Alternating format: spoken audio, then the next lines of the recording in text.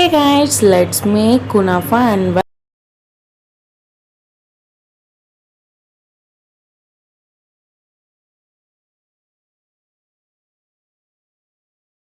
Kunafa chocolate చేశాను కదా, దాంట్లో ఇంత చాలా వరకు సేమియా మిగిలిపోయింది. సో కునాఫా స్వీట్ చేద్దాం అనిపించింది.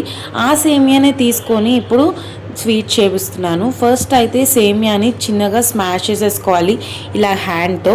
ఇలా స్మాష్ చేసిన సేమియాలో మెల్టెడ్ బటర్ అయితే వేసుకోండి. నేనైతే డైరెక్ట్ ఫ్రిడ్జ్లో వేసుకున్నాను. కొంచెం మెల్ట్ అయి వేసుకుంటే ఈజీగా మనం మిక్స్ చేసేసుకోవచ్చు. సో ఇలా మెల్టెడ్ బటర్ని ఈ సేమియాలో మిక్స్ చేసేసుకున్న తర్వాత నెక్స్ట్ ఒక మంచి ప్యాన్ పెట్టుకొని కాచిన పాలు ఉంటాయి కదా, అవి వేసుకొని ఒక్కసారి మిక్స్ చేసుకోండి. నెక్స్ట్ దీంట్లో కొంచెం కండెన్స్డ్ మిల్క్ లేదా మీ దగ్గర మిల్క్ పౌడర్ ఉన్నా సరే మీరు యాడ్ చేసుకోవచ్చు. సో నేను ఫస్ట్ టైం చేసుకున్నా కదా, చిన్న చిన్న మిస్టేక్స్ అయితే చేశాను, అవేంటో కూడా చెప్తాను. సో మీరు చేసుకున్నప్పుడు కేర్ఫుల్గా చేసుకోండి.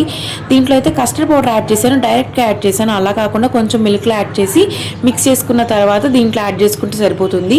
క్రీమీ టెక్స్చర్గా ఉన్నప్పుడు మాత్రమే ఆపేసుకోండి. ఇంకా కొంచెం గట్టి పడితే మనం సేమియా మిక్చర్లో యాడ్ చేసుకున్నప్పుడు గట్టి గట్టిగా ఉంటుంది.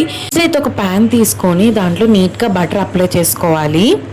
ఎలాంటి ప్యాన్ తీసుకున్నా పర్వాలేదు, దాంట్లో నీట్గా బటర్ అప్లై చేసి మనం సేమియా బటర్ కలుపుకొని ఉంచుకున్నాం కదా, దాన్ని ఈవెన్గా నీట్గా స్ప్రెడ్ చేసేసుకోండి.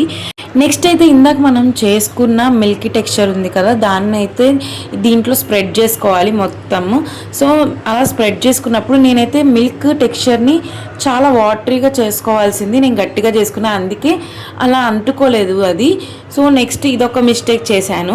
అండ్ దీని మీద అయితే నెక్స్ట్ చీజ్ అయితే అప్లై చేసుకోవాలి. మీ దగ్గర నార్మల్ చీజ్ ఉన్నా కూడా మీరు యాడ్ చేసుకోండి. నేనైతే స్లైసెడ్ చీజ్ ఉంది నా దగ్గర, నేను స్లైసెస్గా చీజెస్ని నీట్గా స్ప్రెడ్ చేసుకున్నాను.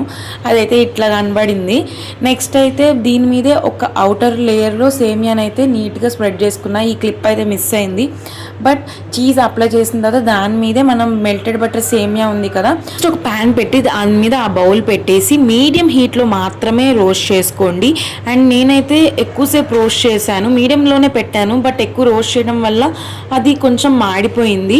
నెక్స్ట్ అటువైపు కూడా ఫ్లిప్ చేసుకొని హీట్ చేసుకోవాలి. అండ్ మీడియం ఫ్లేమ్ మాత్రం గుర్తుపెట్టుకోండి.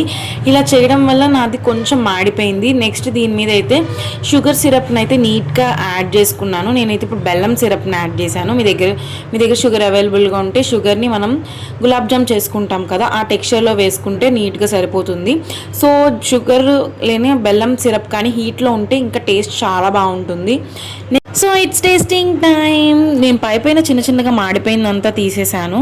సో టేస్ట్లో అయితే కొంచెం తెలుస్తుంది, కొంచెం మాడినట్టు, బట్ టేస్ట్ అయితే బాగుంది. అంటే కొంచెం తీయగా, కొంచెం క్రిస్పీగా చాలా బాగుంది. సో షుగర్ సిరప్లో అలా వేసుకొని తినడం కూడా చాలా బాగుంది. సో నెక్స్ట్ టైం చేసేటప్పుడు ఈ మిస్టేక్స్ అన్నిటినీ లేకుండా చేస్తాను. ఇప్పుడైతే ఈ రెసిపీని మీరు కూడా ట్రై చేయండి. మీకు ఎలా వచ్చిందో కమెంట్ చేయడం మాత్రం మర్చిపోకండి. And do subscribe for more videos.